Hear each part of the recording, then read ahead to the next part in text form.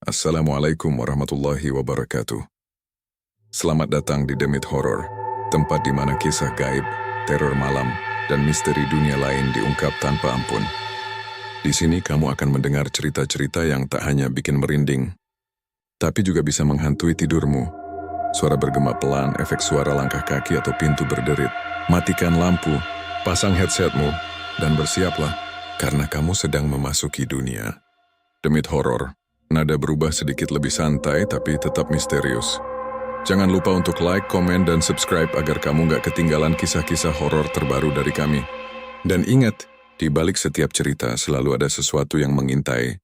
Malam itu, angin Madura berhembus pelan, membawa aroma laut yang asin dan suara-suara jauh dari perahu nelayan yang baru kembali. Di sebuah rumah kecil yang catnya sudah mengelupas, duduklah seorang wanita berumur 44 tahun, Ibu Eka. Wajahnya terlihat letih, garis-garis halus menghiasi dahi, dan mata sayunya jelas menunjukkan banyak hal yang dipendam terlalu lama. Ia adalah seorang janda, ditinggal mati suaminya 3 tahun lalu. Sejak itu, ia harus membesarkan 2 anaknya sendiri. Rizal, usia 17 tahun, dan Naya, usia 11 tahun. Kedua anak itu adalah alasan ia masih bertahan dan sekaligus sumber kekhawatirannya setiap hari. Pukul 4 dini hari, Ibu Eka sudah berdiri di dapur mungilnya. Ia menyalakan kompor tua dan mulai memasak nasi songkem, makanan khas Madura yang dibungkus daun pisang dan dikukus hingga aromanya wangi. Inilah yang menjadi sumber penghasilannya selama bertahun-tahun. Namun, hari demi hari, dagangannya semakin sepi. Sambil menunggu kukusan mendidih, Ibu Eka duduk di kursi plastik yang kakinya sudah goyah. Ia memandangi kalender di dinding tanggal merah. Tanda waktu bayar uang sekolah Rizal semakin dekat. Ya Allah, aku harus dapat uang lebih banyak hari ini, gumamnya pelan. Seketika suara pintu kamar terbuka. Naya keluar sambil mengucek mata. "Bu, uang jajan Naya masih ada?" tanyanya lirih. Pertanyaan kecil itu membuat dada Ibu Eka terasa sesak. Ia tersenyum dipaksakan. "Iya, Nak, nanti Ibu kasih." Padahal di dompetnya hanya tersisa 3 lembar ribuan. Saat matahari mulai naik, Ibu Eka mendorong gerobaknya menuju pinggir jalan. Jalannya tidak jauh, tapi beban hidup membuat langkahnya terasa berat. Langganannya dulu banyak, para pekerja pagi, tukang ojek, dan ibu-ibu sekitar. Namun sejak beberapa bulan terakhir, warungnya makin lengang. Ia berdiri di belakang gerobak, tersenyum pada siapapun yang lewat. "Tolong mampir, Bu, nasi songkemnya baru matang." Namun kebanyakan hanya lewat, melirik sebentar, lalu menggeleng. Beberapa dari mereka bahkan berkata, "Wah, saya beli di warung satunya saja." "Bu, yang dekat lampu merah itu punya Ibu Astri, lagi ada menu baru. Enak banget." Nama itu Ibu Astri seperti pisau kecil yang menusuk dada Ibu Eka setiap kali disebut. Sebelum adanya warung baru itu, Ibu Eka tidak pernah kehabisan pelanggan. Tapi, sekarang, sehari, ia hanya menjual tidak lebih dari 5 bungkus. Siang itu, panas terasa menyengat. Seorang bapak tua mendekati gerobaknya. "Bu, masih ada?" "Masih ada, Pak. Masih hangat," jawab Ibu Eka cepat. Bapak itu membuka bungkusnya, mencicipi sedikit, lalu berhenti makan. Alisnya mengerut. "Bu, ini rasanya hambar sekali." "Ya, kok beda sama dulu?" Ibu Eka tersentak. Ia mencicipinya juga dan benar. Rasa nasi songkem buatannya seperti kehilangan jiwa. Tidak ada gurihnya, tidak ada aromanya. "Maaf, Bu, saya beli di sana saja ya, di warungnya Bu Astri." Bapak itu pergi. Tidak satupun bungkus nasi terjual. Setelah itu, Ibu Eka hanya bisa terdiam. Lututnya gemetar. Entah kenapa, sejak warung Ibu Astri ramai, masakannya sendiri seperti berubah. Seolah-olah ada sesuatu yang merenggut keberuntungannya, sedikit demi sedikit. Malamnya, setelah gerobak didorong kembali ke rumah, ia duduk di teras sambil memegang catatan keuangan kecil. Tidak ada yang perlu dicatat. Hari ini tidak ada pemasukan sama sekali. Angin malam membuat daun mangga di halaman bergoyang-goyang. Suasana hening, sedikit terlalu hening. Naya sudah tidur, Rizal juga, hanya Ibu Eka yang masih terjaga. Ia mengusap wajahnya yang basah oleh keringat dan air mata. Kalau begini terus, aku harus bagaimana? Bisiknya. Di tengah keheningan itu, ia merasakan sesuatu, seperti ada yang memperhatikan dari balik kegelapan. Sebuah bayangan tipis, kurus, berdiri di dekat pohon mangga, bergerak pelan seperti mengikuti napas angin. Ibu Eka terkejut dan buru-buru masuk ke dalam rumah. Ia tidak tahu bahwa malam itu adalah awal dari malapetaka, awal dari jalan gelap yang sebentar lagi akan ia pilih. Rasa putus asa, iri, dan ketakutan perlahan menggiringnya menuju sesuatu yang jauh lebih gelap daripada kesepian malam. Dan semua itu baru permulaan. Pagi itu, matahari Madura memancarkan sinar yang tajam, menembus sela-sela genteng rumah-rumah warga. Jalanan ramai oleh pedagang kaki lima, anak sekolah, dan para pekerja. Namun ada satu tempat yang menjadi pusat perhatian, warung baru yang dibuka oleh Ibu Astri. Awalnya, Ibu Eka tidak terlalu peduli. Persaingan dagang sudah biasa. Tapi, sejak warung itu mulai ramai, hatinya terasa tidak tenang. Warung Ibu Astri berdiri tak jauh dari tempat Ibu Eka biasa berjualan hanya sekitar 300 meter. Cukup dekat untuk membuat pelanggan mudah beralih tanpa harus berpikir panjang. Pagi yang menghantam. Perasaan pagi itu, Ibu Eka menata gerobaknya seperti biasa. Namun, sebelum ia sempat membuka dagangan, suara riuh terdengar dari arah warung Ibu Astri. Ia menoleh. Antrian panjang mengular di depan warung tersebut. Puluhan orang menunggu giliran. Beberapa bahkan mengipasi diri karena panas. Ibu Astri terlihat sibuk melayani sambil tersenyum. "Silakan, nasi songkem bumbu kernia. Baru matang. Wangi banget, Bu." Setiap kata yang terdengar dari luar warung itu menusuk telinga Ibu Eka. Dadanya terasa sesak, seolah ada sesuatu yang menekan keras dari dalam. Namun ia mencoba mengabaikan, tetap tersenyum pada siapapun yang lewat. "Bu, mampir dulu, nasi songkem masih hangat." Sayangnya, sebagian besar pelanggan hanya menggeleng. "Wah, Bu, maaf, saya nyobain menu barunya Bu Astri dulu. Katanya enak banget. Anak saya bilang bumbunya beda, Bu. Katanya lebih mantap. Besok-besok, ya Bu Eka." Besok-besok itu tidak pernah datang. Menu baru yang mengubah segalanya sebelumnya. Warung Ibu Eka dan Ibu Astri punya pelanggan masing-masing. Namun keadaan berubah sejak Ibu Astri memperkenalkan menu baru. Nasi songkem bumbu kare dan sambal khas racikan keluarga. Aromanya kuat, wangi rempahnya sampai tercium dari jalan raya. Bahkan dari tempatnya berdiri, Ibu Eka bisa mencium bau harum bumbu kare itu menusuk hidung, seolah menertawakan dagangannya yang sepi. Ia menelan ludah. Kenapa tiba-tiba bisa seramai itu? Apa mereka pakai resep khusus? Pertanyaan itu menghantui pikirannya sepanjang hari. Pelanggan berpindah satu persatu siang, semakin panas. Ibu Eka membuka penutup kukusan, mengipas-ngipasi agar uapnya keluar dan menggugah selera. Tapi pelanggan tetap tidak datang. Dari kejauhan, ia melihat dua pelanggan setianya Bu Yani dan suaminya berjalan sambil membawa bungkus dari warung Ibu Astri. Ibu Eka melambaikan tangan. "Bu Yani, kok nggak mampir?" Bu Yani tersenyum canggung. "Maaf ya Bu Eka, mau coba menu barunya. Katanya pedasnya pas." Suaminya menimpali. "Iya Bu, nanti kalau cocok kami langganan sana dulu. Soalnya anak-anak lebih suka bumbu kare." Mereka berlalu tanpa menoleh lagi. Ibu Eka terdiam. Jemarinya bergetar saat menggenggam sendok. Rasanya seperti ditinggalkan oleh teman dekat. Percikan iri mulai muncul menjelang sore. Dagangan Ibu Eka masih utuh, tidak berkurang sebiji pun. Sementara di warung seberang, suara tawa dan obrolan ramai terus terdengar. Sesekali aroma bumbu dari dapur Ibu Astri terbawa angin, menghampiri hidung Ibu Eka seperti mengejek. Bagaimana bisa? Apa kelebihannya? Hatinya mulai dipenuhi rasa iri yang semakin hari semakin membesar. Ia menatap warung itu tanpa berkedip. Senyum lebar Ibu Astri terlihat jelas dari kejauhan, seolah-olah sedang memamerkan keberhasilannya. Rizal, anaknya, datang menghampiri sambil membawa tas sekolah. "Bu, dagangannya laku?" Ibu Eka terkejut. Air matanya hampir tumpah. Ia buru-buru mengusap pipi dan tersenyum dipaksakan. "Laku." Sedikit, Rizal melihat tumpukan nasi songkem yang masih utuh. Ia tahu ibunya berbohong, namun ia tidak berkomentar.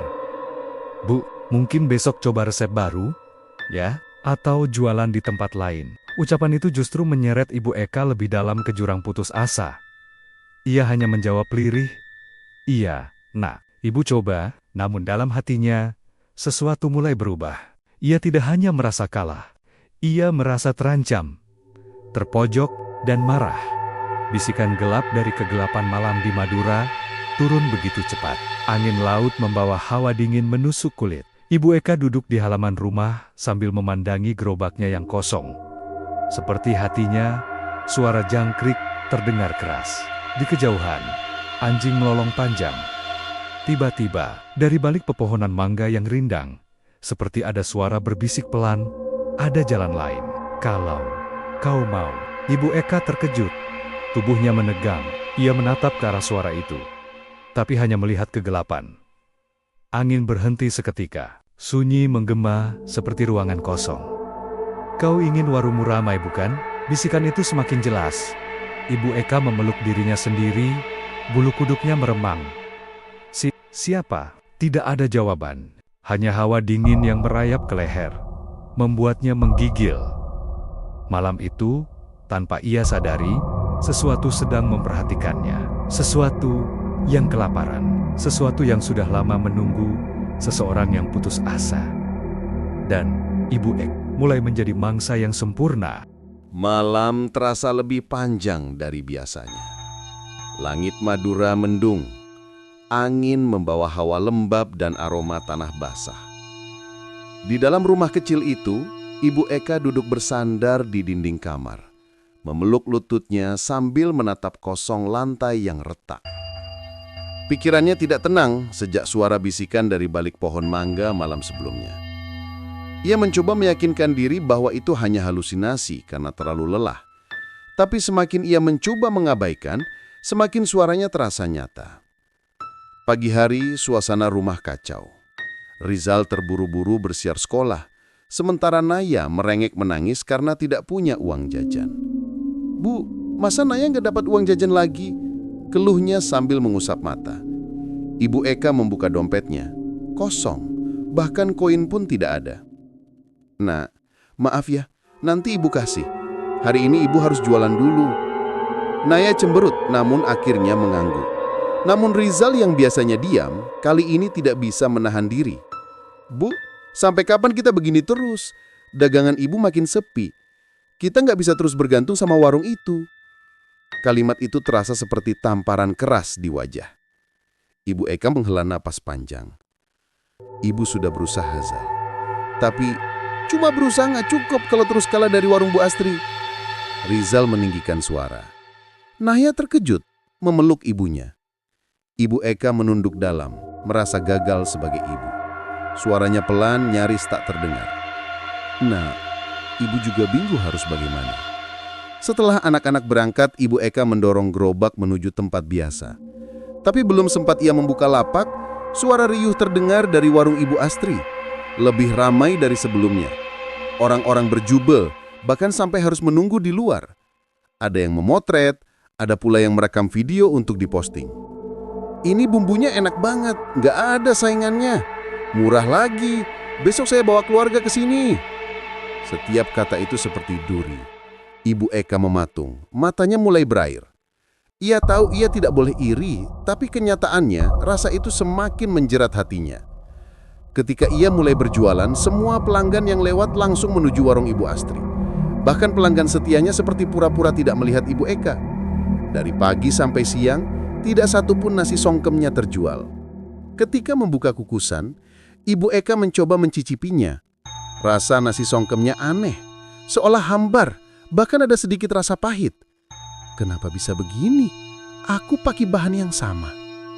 Ia mencium nasi itu. Aromanya tidak seperti biasanya. Bukan wangi daun pisang dan rempah, tetapi aroma lembab yang membuat perut mual.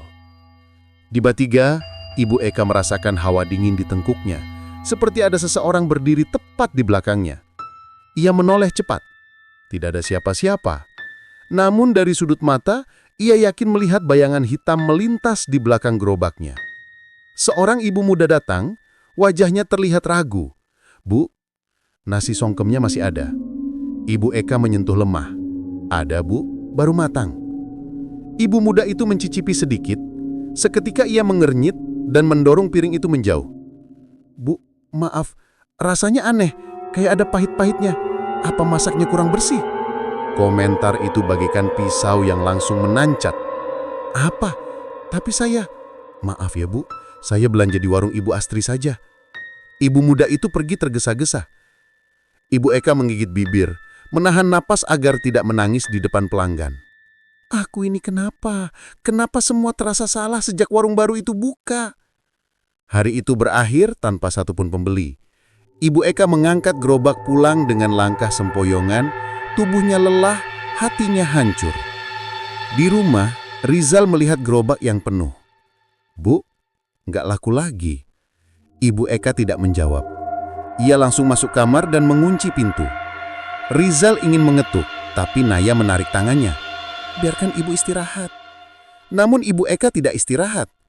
Ia duduk di lantai, memegang kepala, air mata mengalir deras.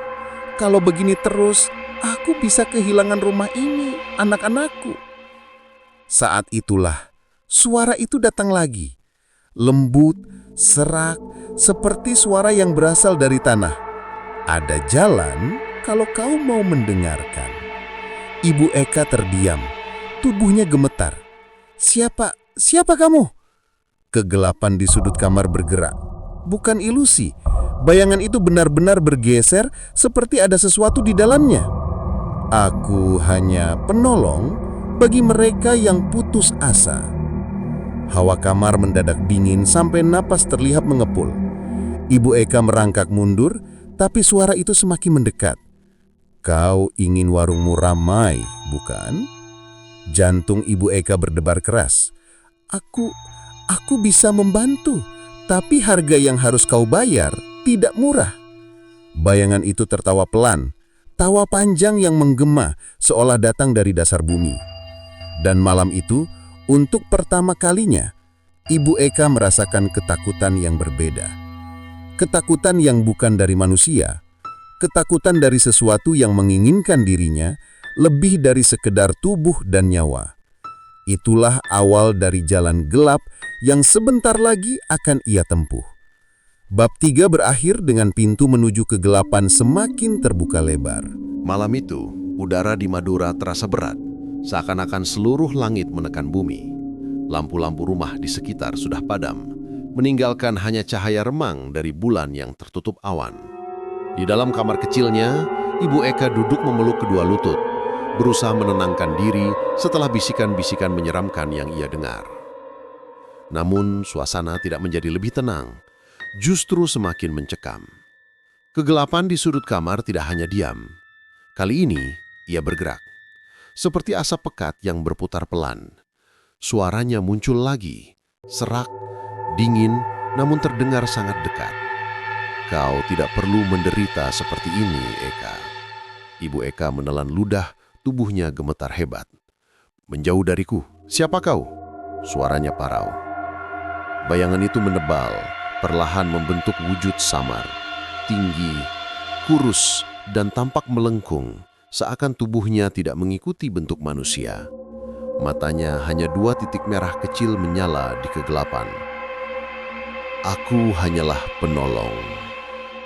Penolong bagi mereka yang ditinggalkan keberuntungan." Setiap kata itu membuat udara sekitar makin dingin. Nafas Ibu Eka mulai berembun. "Pergi! Tolong pergi!" Bayangan itu tertawa, suara tawa yang tidak wajar, panjang, menggema. "Aku bisa membuat warungmu kembali ramai. Lebih ramai dari milik wanita itu, Astri." Nama itu disebut dengan tekanan kuat, seolah sengaja menusuk hati Ibu Eka. Ibu Eka memejamkan mata, menutup telinganya, tapi suara itu tidak hilang, justru semakin mengisi kepalanya. Besok paginya, Ibu Eka tetap berjualan. Ia memaksa dirinya melupakan kejadian semalam, berpura-pura semua hanya imajinasi. Namun kenyataan lebih kejam. Pelanggan tetap tidak ada.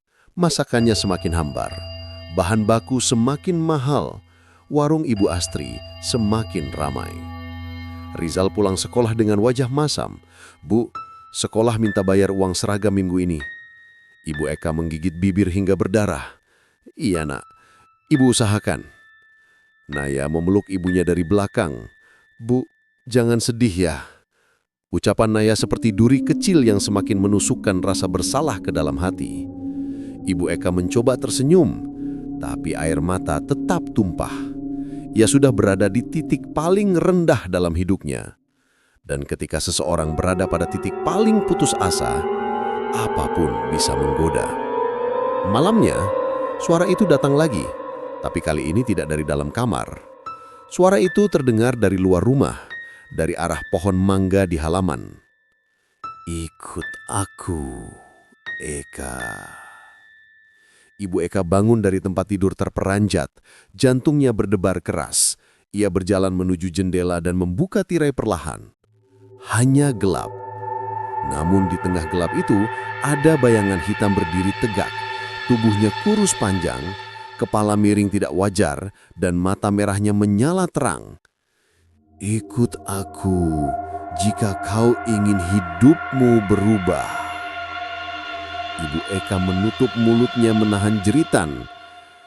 Namun anehnya kakinya melangkah sendiri, seolah tubuhnya ditarik oleh kekuatan tak kasat mata. Ia membuka pintu rumah perlahan, suara engsel berderit seperti keluhan makhluk kuno. Di teras, angin malam berhenti, sunyi, sepi, dan bayangan itu bergerak mundur, mengisyaratkan Ibu Eka untuk mengikutinya. Tak sadar, Ibu Eka mengikuti makhluk itu menuju ujung jalan kecil, hanya diterangi cahaya bulan yang samar. "Kemana kau membawaku?" bisiknya. Makhluk itu tidak menjawab, hanya melengkungkan tubuhnya, semakin menjauh menuju perkampungan yang lebih gelap.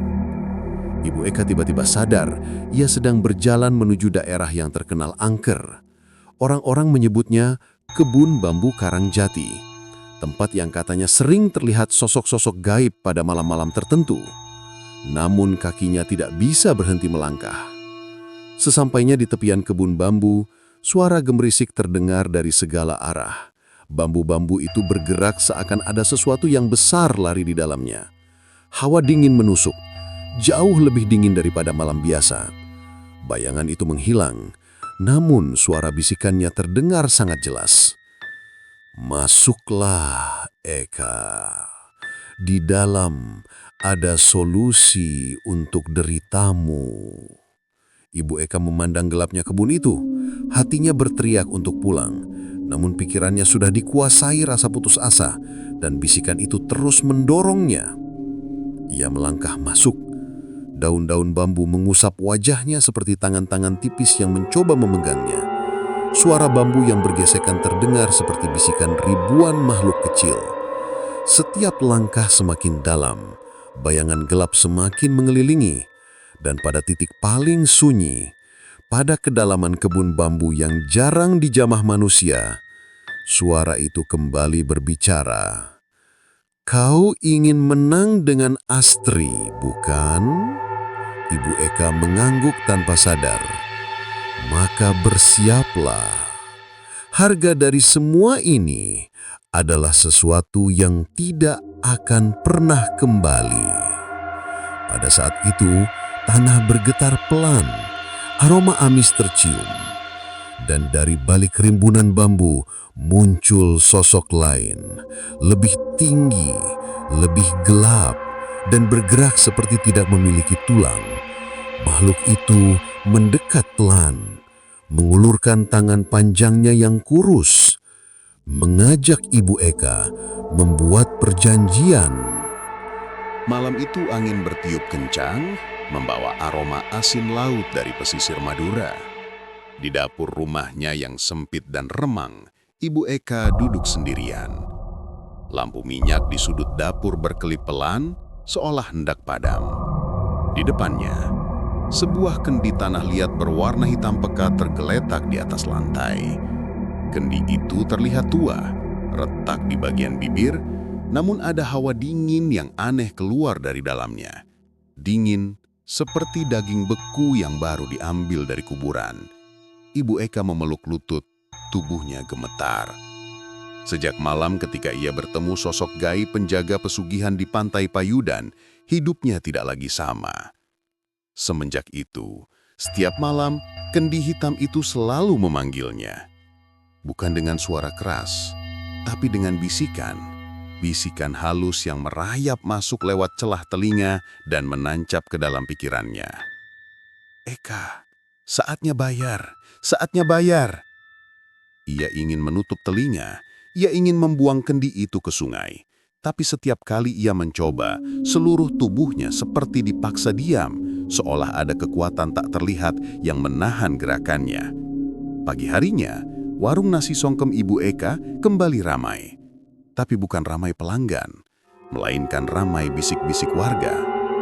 Dua orang ibu-ibu yang sedang lewat berhenti di depan warungnya sambil saling berbisik. Katanya, ayam-ayam Astri mati mendadak semua semalam, tapi anehnya ada bekas cakaran besar di kandangnya, macam cakaran manusia. Ah, aku dengar juga, tapi orang-orang bilang itu gara-gara persaingan yang gak sehat. Kau tahulah, si Eka itu makin aneh tingkahnya. Ibu Eka yang sedang menyiapkan dandang langsung berhenti. Tangannya gemetar memegang sutil, jantungnya berdegup keras. Ayam-ayam Bu Astri mati. Cakaran. Ia sendiri tidak tahu menau. Tapi ia tahu sesuatu. Kemarin malam kendi itu berisik sekali, memanggil-manggil seperti kelaparan.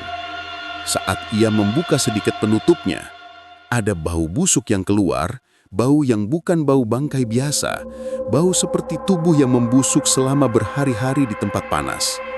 Dan ia mendengar seruan itu. Aku lapar, aku akan mengambil apa saja milik pesaingmu. Waktu itu ia pikir dirinya hanya berhalusinasi akibat stres. Tapi sekarang, siang harinya warungnya dipenuhi pembeli. Orang-orang yang tadinya pergi ke warung Bu Astri, kini datang ke warungnya.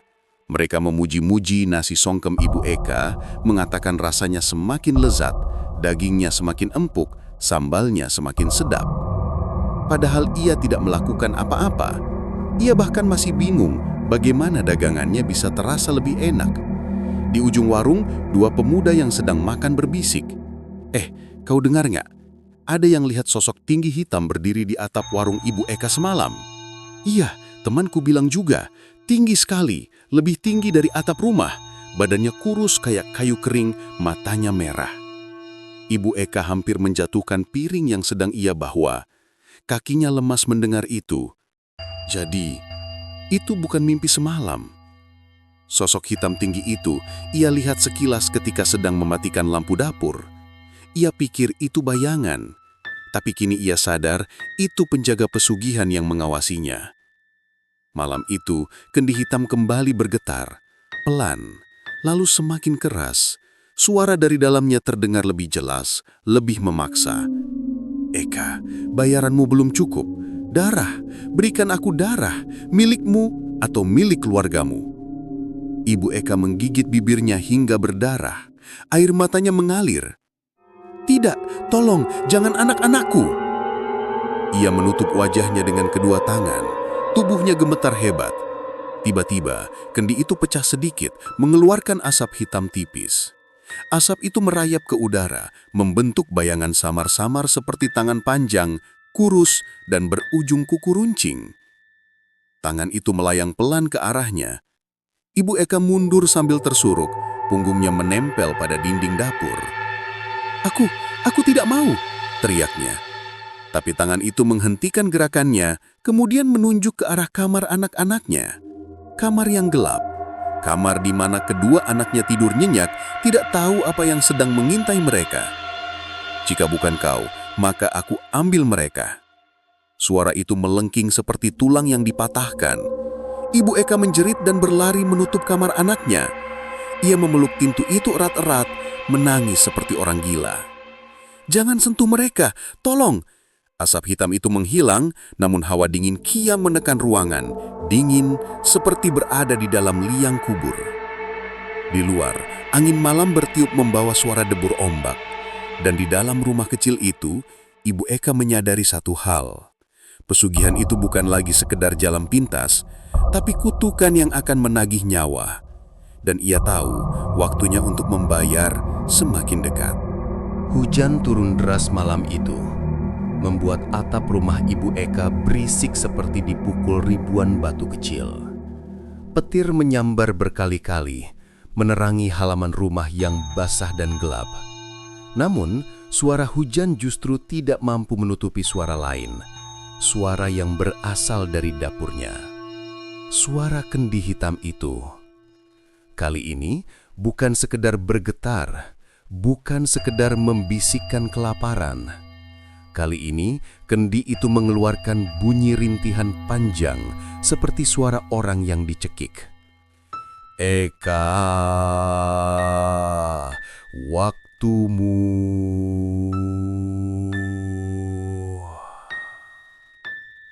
Suara itu bergema di seluruh ruangan, membuat bulu kuduk Ibu Eka berdiri semuanya.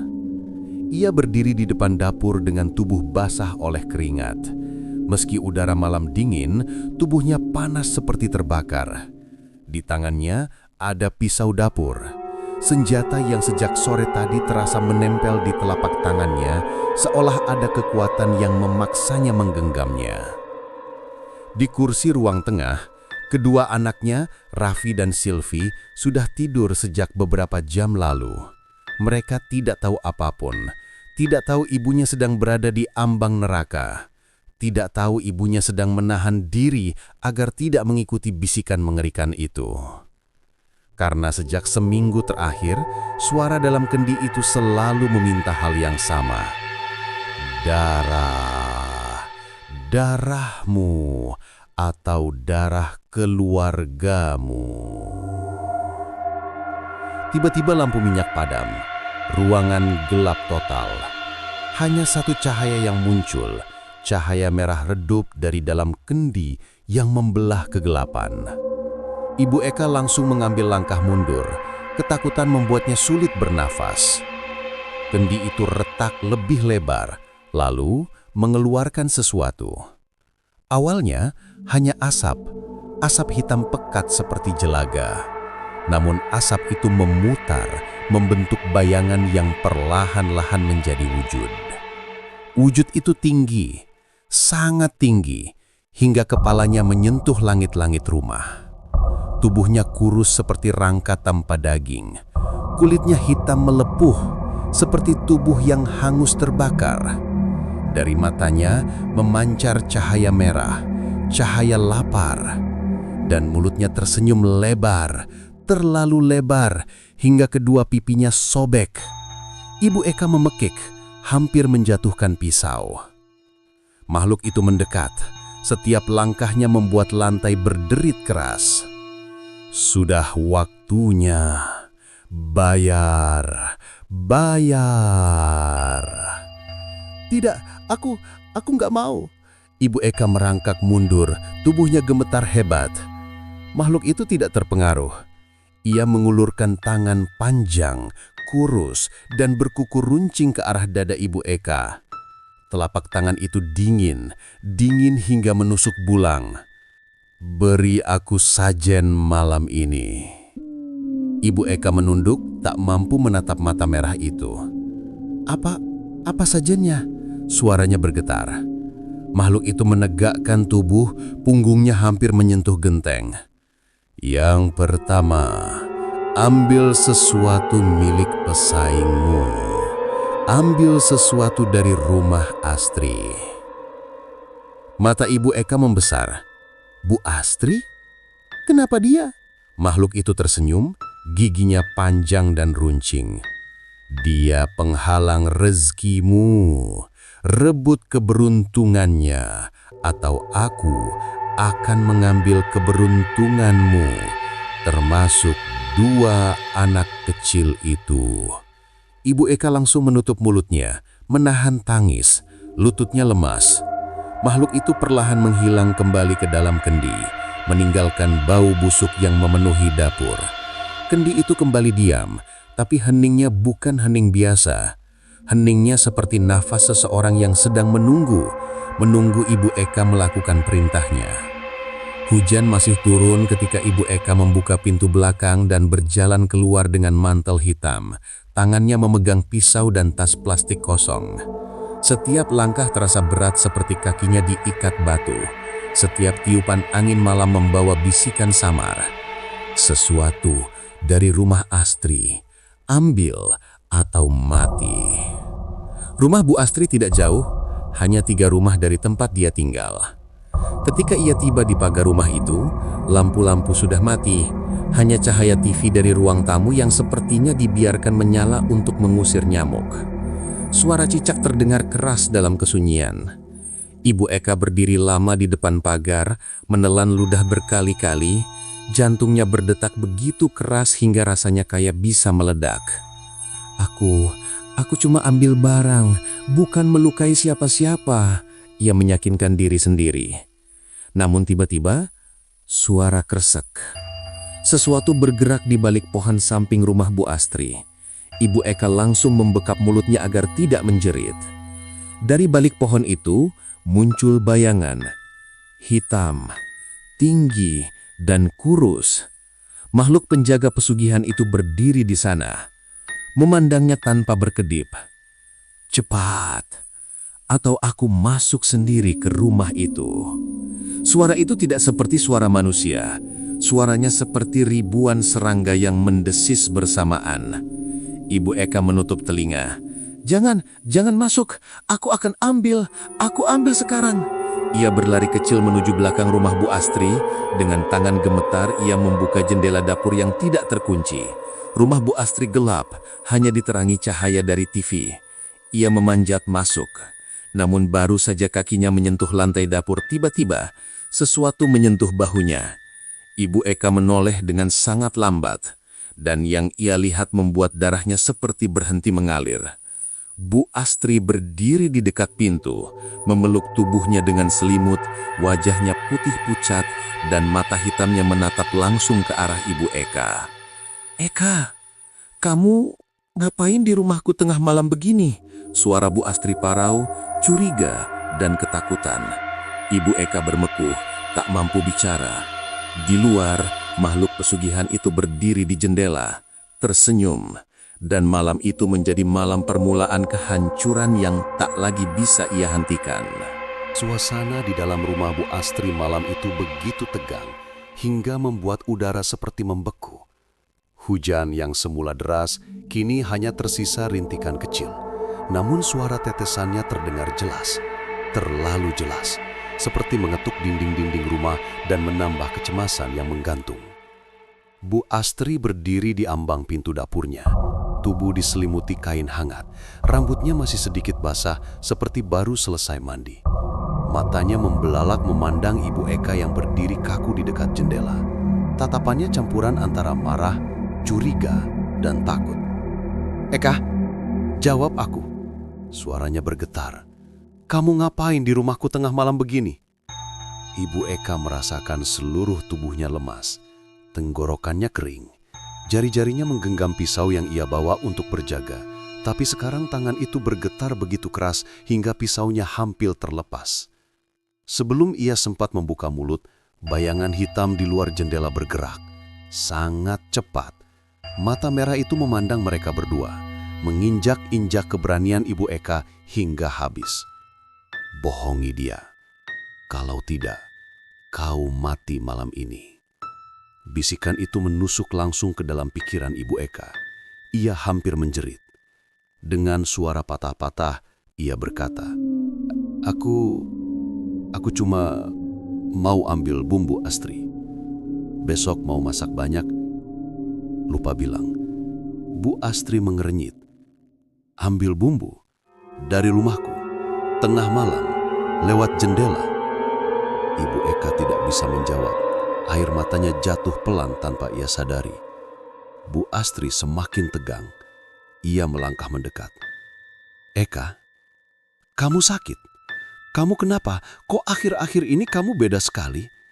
Pelangganmu tiba-tiba banyak lagi, padahal... Bu Astri berhenti.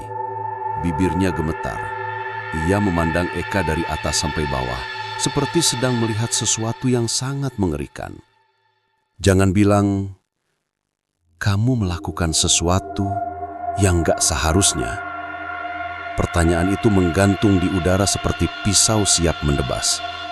Di luar, makhluk itu merayap di dinding, menempel seperti laba-laba, kepalanya memanjang, mulutnya terbelah, menunggu.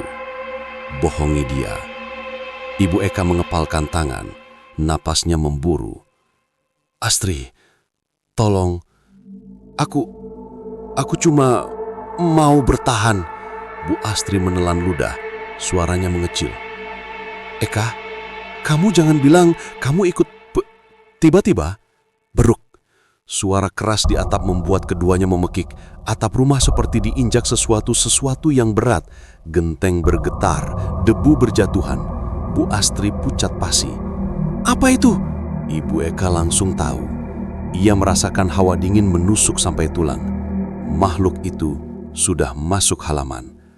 Astri, dengar aku, bisik Ibu Eka cepat. Kamu harus lari dari rumah ini. Lari? Masukmu apa?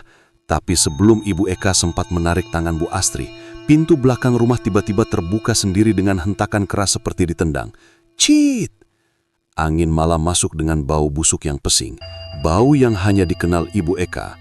Bau dari dalam kendi pesugihan. Bu Astri menutup hidungnya. Astagfirullah, bau apa ini? Pergi, cepat!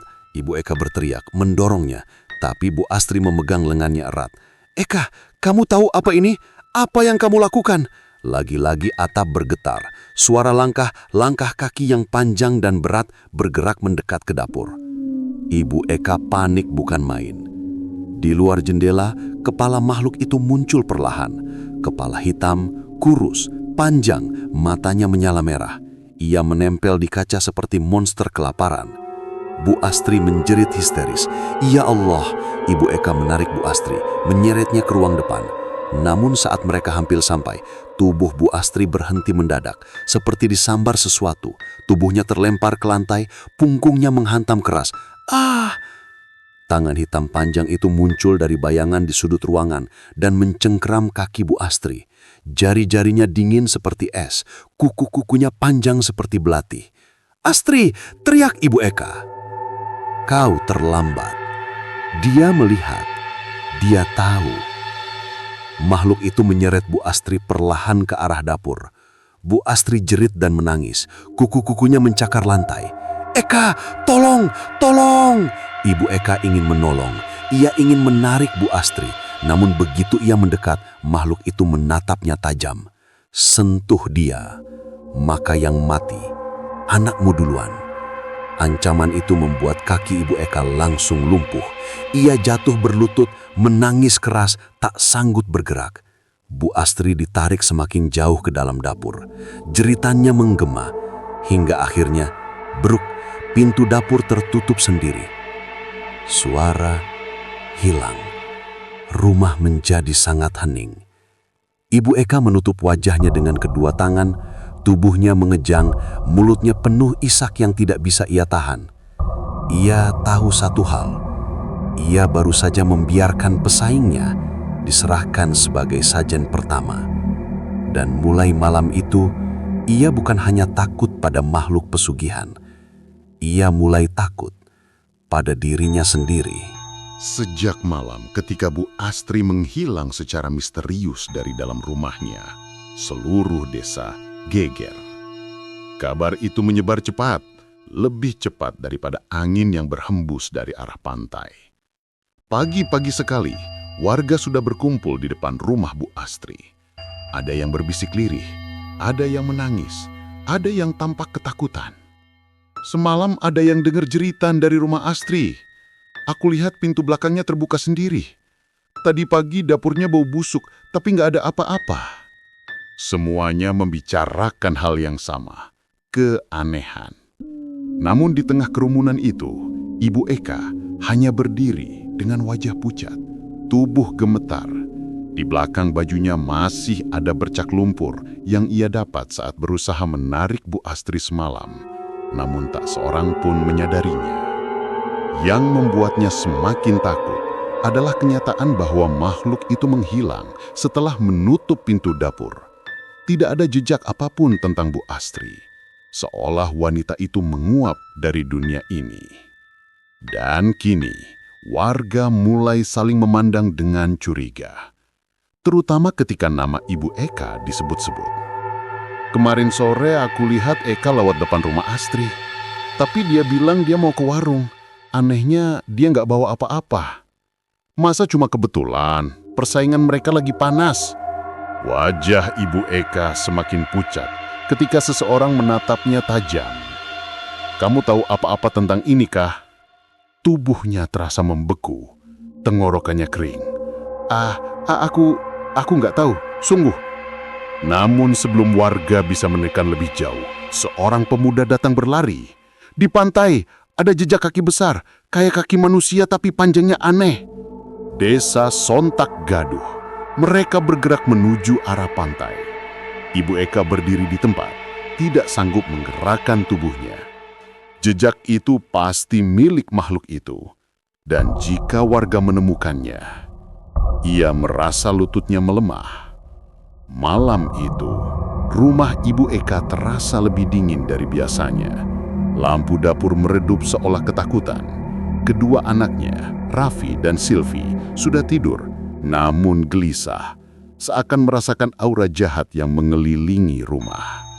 Ibu Eka duduk di dapur, memandang kendi hitam itu dengan mata kosong. Ia tidak ingin menyentuhnya, tidak ingin mendengarnya, tidak ingin melihat bayangannya. Namun kendi itu tetap bergetar pelan memanggil-manggil seperti makhluk kelaparan. Sajen kedua, sajen kedua. Suara itu seperti dihembuskan dari liang kubur. Tidak, Ibu Eka menutup telinga, menangis. Aku sudah berikan satu, aku tidak mau lagi. Sajen adalah perjanjian. Tanpa dia, kau mati, keluargamu mati. Kendi itu bergetar lebih keras, retakannya bertambah panjang. Tiba-tiba, lampu padam. Gelap total. Dari sudut ruangan, bayangan memanjang naik ke dinding. Perlahan-lahan, makhluk itu keluar dari celah retak kendi, merayap seperti laba-laba berkaki panjang. Tubuhnya makin besar, makin hitam, makin busuk. Bau pesing dan amis memenuhi dapur. Ibu Eka tersungkur, merayap menjauh sambil gemetar seperti akan pingsan. Makhluk itu menunduk, wajahnya dekat sekali dengannya. Dekat hingga ia bisa melihat cairan hitam menetes dari rongga matanya. Sajen kedua adalah keluargamu. Ibu Eka menjerit panik. Jangan anak-anakku. Makhluk itu tidak bergeming. Suaranya bergetar seperti ribuan tulang patah. Kalau bukan anakmu, maka seseorang yang mencurigaimu.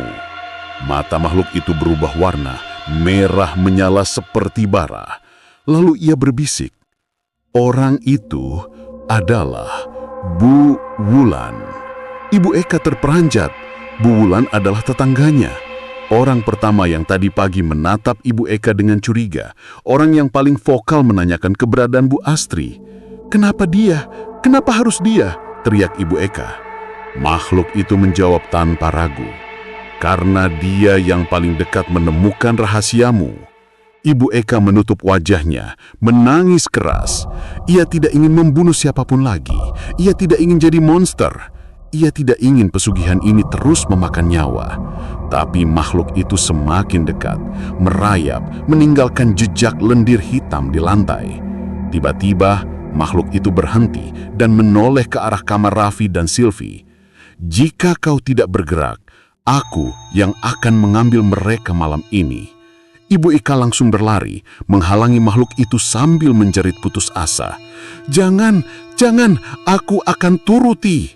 Aku akan ikuti. Makhluk itu menatapnya, bibirnya terbelah hingga ke telinga. Bagus.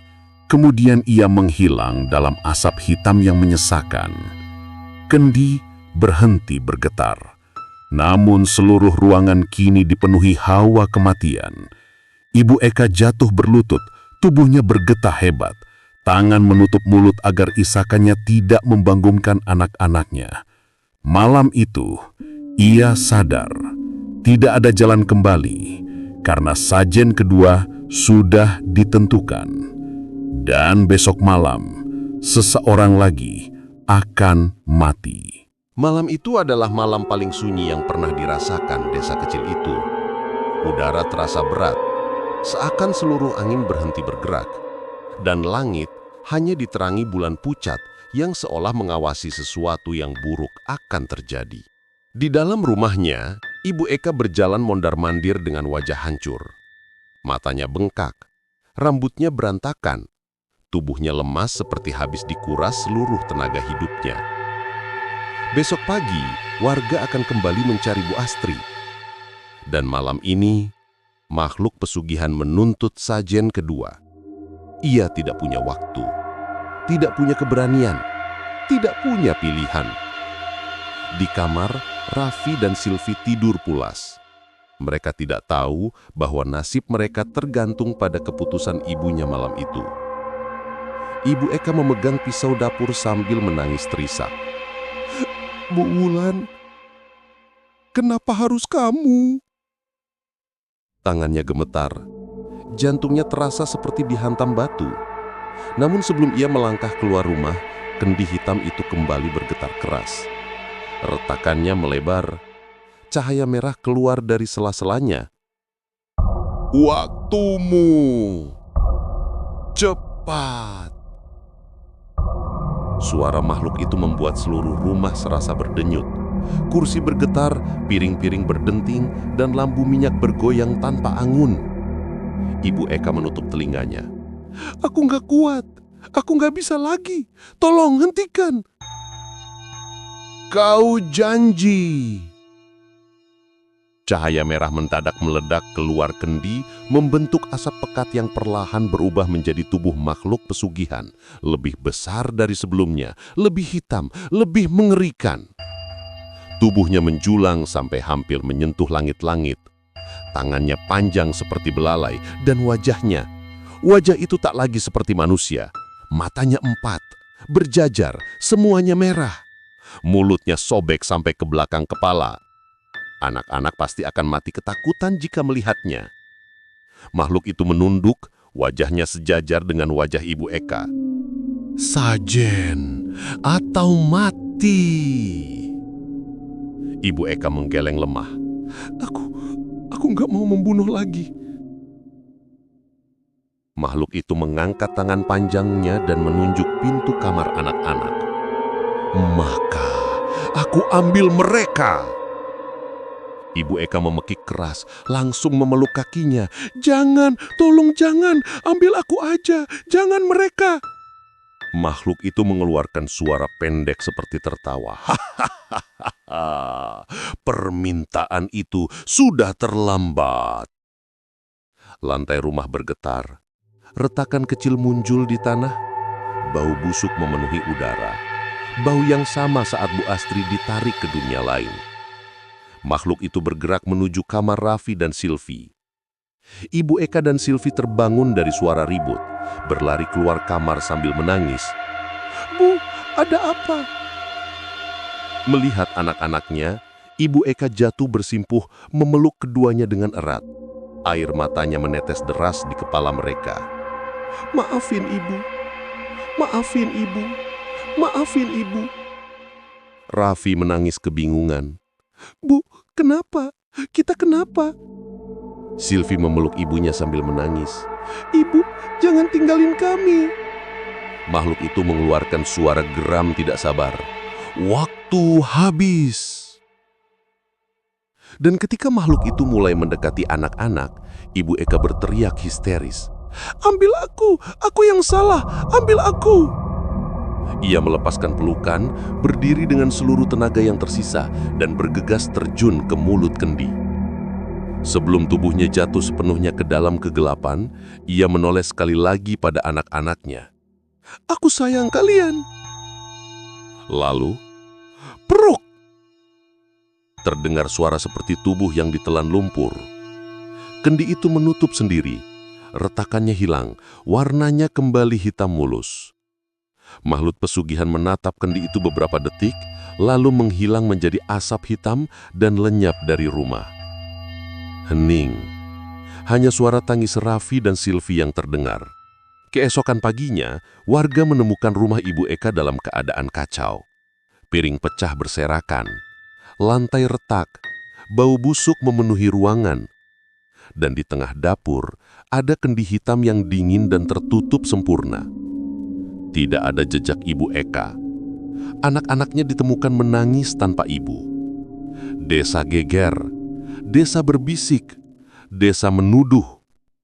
Namun satu hal yang pasti, pesugihan nasi songkem itu berakhir bukan karena dihentikan, tapi karena telah memakan nyawa pemiliknya sendiri. Dan malam-malam berikutnya, beberapa warga bersumpah mereka sering melihat bayangan wanita menangis di sudut kamar rumah itu. Wanita yang terus memanggil dua nama, Raffi, Silvi.